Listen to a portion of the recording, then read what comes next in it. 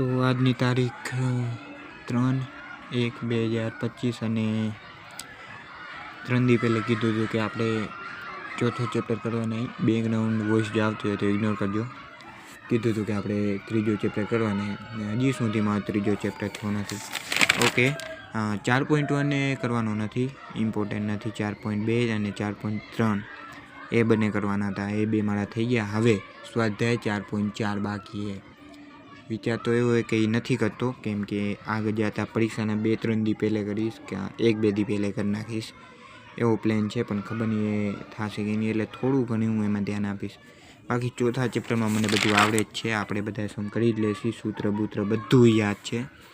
તો પ્લાન એવો છે કે ચોથો ચેપ્ટર થઈ ગયો. હવે બીજા ભાગમાં પહેલો ચેપ્ટર વોઇસ ઇમ્પ્રુવમેન્ટ એ પણ કરવાનું છે. થોડો પાર આપીશ કે વોઇસમાં કે સારી આવે. હાવ કહેવાય ને, નાના છોકરાના જેમ વોઇસ આજુબાજુ ડગે એવું લાગે અને તોતરાઈ જાય ક્યારેક ક્યારેક. આટલું બધું મેં કર્યું છે આજે 3 દીમાં. 3 દી જોતા જતા આ 3 તારીખથી 3 થી 7, 7 ને 20 એટલે કે 17માંથી 1 એટલે 100 દિવસ વધે. 100 દિવસમાં આખો સિલેબસ પૂરો કરવાનો, અકાઉન્ટ અને સ્ટેટનો. બાકી વિષયનો નહીં કરું તો પાસ થઈ જાય.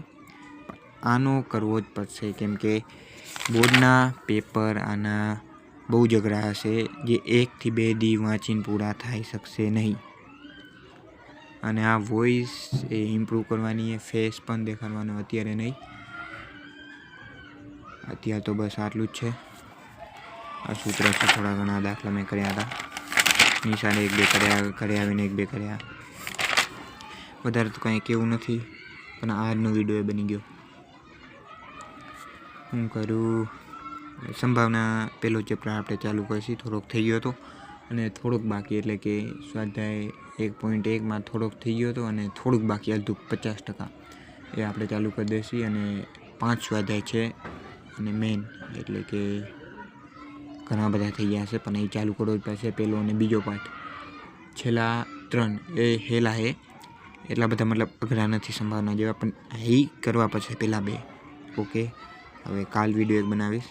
અત્યારે તો ટાટા. કાલ કેટલું થશે ખબર નહીં, પણ આ અકાઉન્ટ જલ્દી ચાલુ કરશી.